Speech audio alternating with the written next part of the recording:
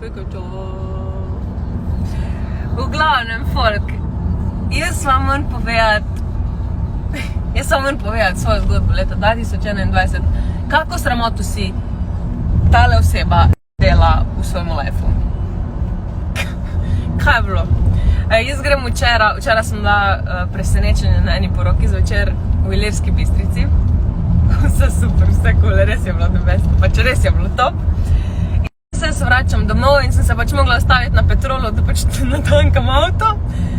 In si jaz na Petrolu pol še zraven vzamem en rogljiček, ker pač sem bila lačna po 12 zvečer, kamor, pač ne morem si pomagati.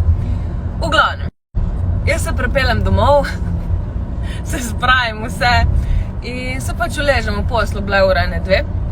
In jaz tek na zaklenjenem zaslonu na svojemu telefonu vidim pač tisto SMS potrdilo o transakciji, ne, ker sem plačala s kartico in piše gor 0,99 evra. Pa meni pač nič jasno in meni v tistem momentu predela, da sem jaz šla na črpalko, vzela tisti rogljiček in še na blagajni me je ženska vprašala, če je bilo kaj goriva in jaz sem njej rekla, ne, ne, ne, ne, kjer je budala. Jutri bo v Slovenskih novicah ima boto ukradla nafto.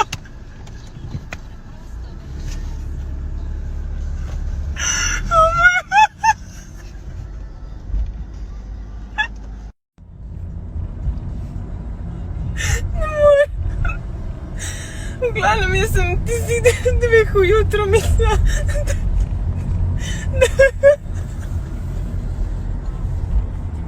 da bo zjutraj najmanj tiralico izdali za mene, pa da me bo policija čakala pred vrati.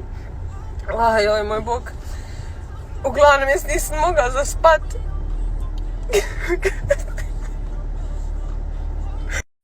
Pa kokaj, sem poklicala jutro, pa rešila. Evo, mislim, da mu se umiriti, v glavnem, nauk tega storja. Ne biti kot tema moto, plačajte gorivo. No, v glavnem pač, tam na Petrolu mi se je res so bili prijazni, smo itak takoj vse uredili. Ampak ona ženska je bila kar po telefonu, ja, ma si ni panike, se to se nam dogaja vsak dan, sam 3/4 volka ne pokliče nazaj.